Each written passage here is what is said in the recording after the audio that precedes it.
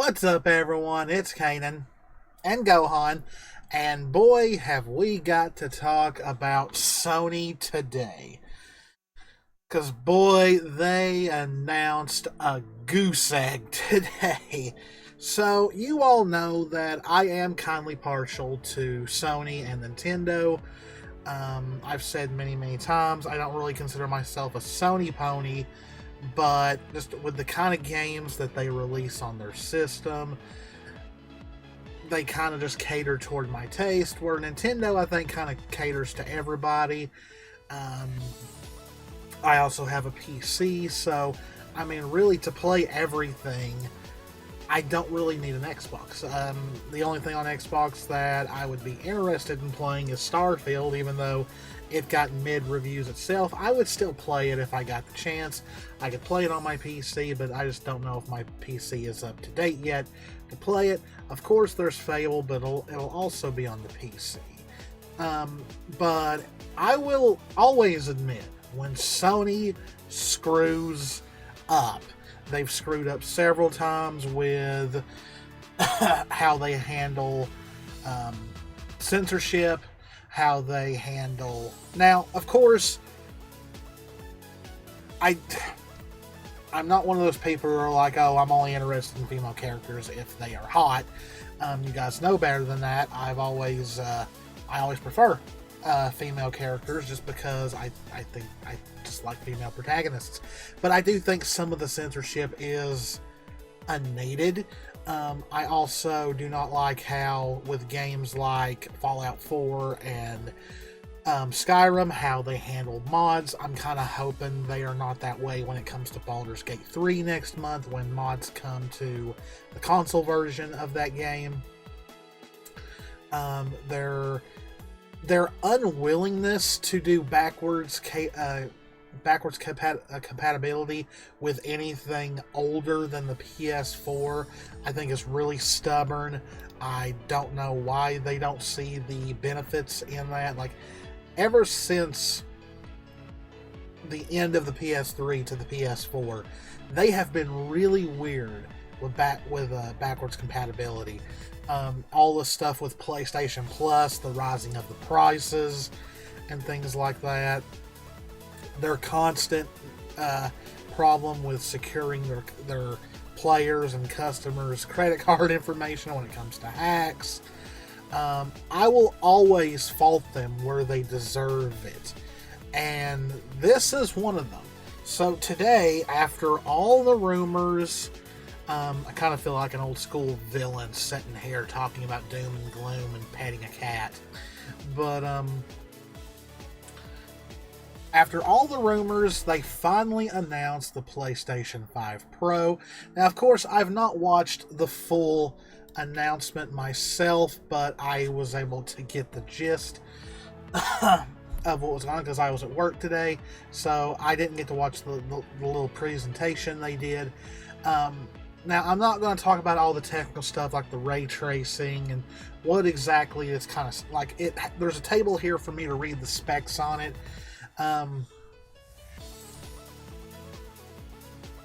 So and I'm going to give my final thought on it because I think this system is worth donkey do.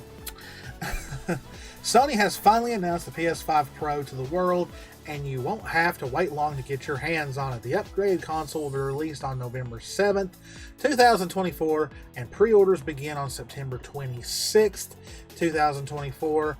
I do not think you're going to have to mad dash for this thing like you did the original PS5. I think they'll have plenty of copies. While the console's coming soon, its price may deter interested gamers. The new console was announced by Mark Cerny, lead architect of the PS4 and PS5, at the PlayStation technical presentation.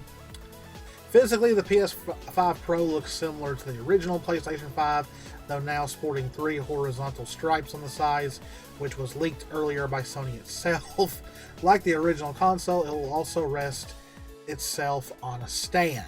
But hey, there's a catch with that stand. Unlike the PS4 Pro, which replaced the original PS4 for $399 at launch, the PS5 Pro comes at a premium, The PS5 Pro will be released in just one edition, and it will cost $700. Woo! $300 less than $1,000, than $1,000. I'm going to go ahead and say this scares me when it comes to the PlayStation 6. Is the PlayStation 6 going to be over $1,000 to buy? That terrifies me. Like, at that point, you might as well just buy yourself a PC and just play everything you can on that. Those who want to use... Now, here's where it gets good. Those who want to use their discs, who want to play physical media, will need to use the attachable disc drive, which is sold separately at $80. They are selling you a $700 console that does not have a disc drive in it, and the disc drive itself is $80. So you might as well go ahead and up, if you play physical media, you might as well go ahead and up your purchase to almost $800. Because with tax and all that, that's what you're going to be paying for. The PS5 Pro specs and features leaked months ago, so there's not much surprise here in that department. The console will feature a significant improvement in its GPU with a 10% boost to its CPU over the original. Of course, the real star of the show will be the PlayStation Spectral Super Resolution, or PSSR, which will upscale and reconstruct frames from a lower resolution up to 4K. The PlayStation blog also revealed that the console will support 8K gaming with VRR, and it comes with Wi-Fi 7. I have no idea what Wi-Fi 7 is, but I guess it's a big deal. This should mean significantly better image quality and performance for games running on PS5, which already beat those running on Xbox. I'm sure Xbox fans would have something to say about that. Here's a look at the PS5 Pro's official specs. Now, I looked over these beforehand, and there's something strange here. Now, I'm of course not a technical genius. I'm not a technical expert, but these numbers, most of them anyway, just don't seem like enough to warrant the price. So CPU, the PS5 Slim model has an AMD Zen 2 8-core 16-thread, which is 3.5 gigahertz. The PS5 Pro has an AMD Zen 2 8-core 16-thread, which can go up to 3.8 gigahertz. That's literally the same thing, just a slightly better gigahertz. If you know what this stuff means, please let me know, because to me that's 3 points more. The GPU, it uses an AMD RDNA 3, which is at 60 CUs. Well, that's the PS5 Pro, where the Slim, I gotta remember the Slim is on the right side, has 36 CUs. So that's a slightly more better increase than I would expect with a console at that price. The GPU clock speed, the Slim model is at 10.23 TF, or 2.23 gigahertz. The PS5 Pro is at 33.5 TF, which is 2.18 gigahertz. So is less better? I don't understand that one. But the TF number is greatly bigger than that. So there you go. Memory. PS5 Slim model, 16 gigabytes. 14 gigabytes per second. PS5 Pro, 16 gigabytes, but at 18 gigabytes per second. That's generally the same thing to me. Yeah, right. The 4 might be a great step up, but to me, that's... Memory available for games. The Slim model has 12.5 gigabytes, where the Pro has 13.7. Really? Just you're one number and a couple bigger? This doesn't seem like enough to me. I'm sorry, not at that price. Memory interface. Slim model, 256-bit at 448 gigabytes.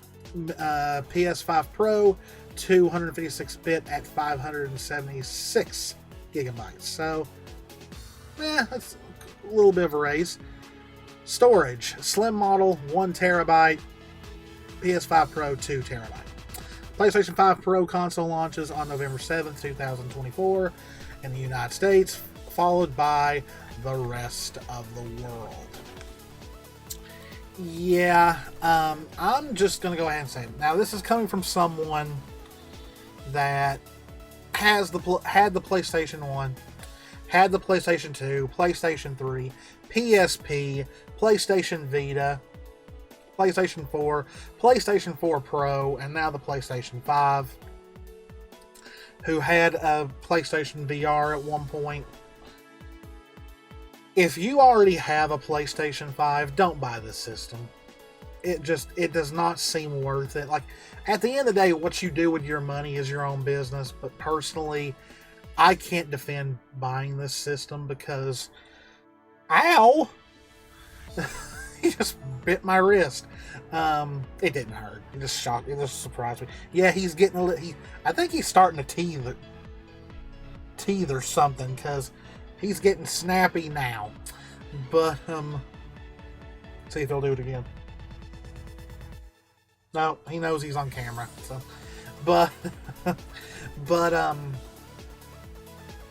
like, to me, the only people who might be considering getting this is people who don't have a PS5 yet, people who have the money to burn, and people who prefer digital media. Like, because think about this. The system is $700. It does not come with the vertical stand. You have to buy that separately. If you prefer physical media, you're going to have to buy a attachable disk drive that is $80. And then, of course, you're going to have to buy an increase in storage, and those things aren't cheap. I think Jess got me an extra terabyte hard drive for Christmas last year, and I think it was over $100. So you're looking at close to $1,000. Of course, that, after you buy new games for it and all that, yeah, you're going to be pretty deep in it. But $700 for that, $80 for the disk drive, which puts it at $780. I don't know how much the vertical stand is. I'm going to guess $20, $30 maybe. I don't know, $30 for a vertical stand's pretty expensive, if you ask me. So I'm gonna say 20. That's $800, and then you have whatever size hard drive that you decide to put in it. That's at least going to be over $100. That's going to put you at $900. Tax and all, you're looking at about at $1,000 at the end of the day. And to me, I think it would be just better just to get a really good PC at that point. I think Sony shot themselves in the foot here. I don't think it'll sell as much as the base model, but I mean, if it sells really, really well, I'll be shocked. This just seems like a fail to me. I just don't think they thought this through. It almost reminds me of the early PlayStation 3 days when the PlayStation 3 really, really struggled. But at the end of the day, that's just my opinion. I just think this is a bonehead decision on Sony's end. Like, it really screams that Sony themselves are trying to push a digital-only system here that, is going to further the whole, games are going all digital anyway. Personally, I prefer physical media. I like actually owning my game and putting it on the shelf so I can see it. Yes, I know, you've got a gnaw. And I mean, I'll buy digital if it's the only way to buy the game, or if I'm a little short and the digital version is on sale. Like Alien Isolation that I'm live streaming. When I first bought, I'm playing that digitally because the digital version years ago was stupid crazily on sale, where the physical version was still way more expensive, so I got it digitally. Yes, I know, you're probably getting hungry. But, yeah, this can't come out at a, I wouldn't say worst time, but you would like to think they would have thought this through and thought, well, in the end, enough, I mean, who knows, maybe they did. Maybe they're thinking, oh, enough people are going to buy it to where the people who don't, it doesn't matter. Because there's a lot of them that's already bought PlayStation 5s. I own one, Jess has one, our friend Brittany is considering getting one, though she's already said, because we told her about this news, she said she's just going to get a base model.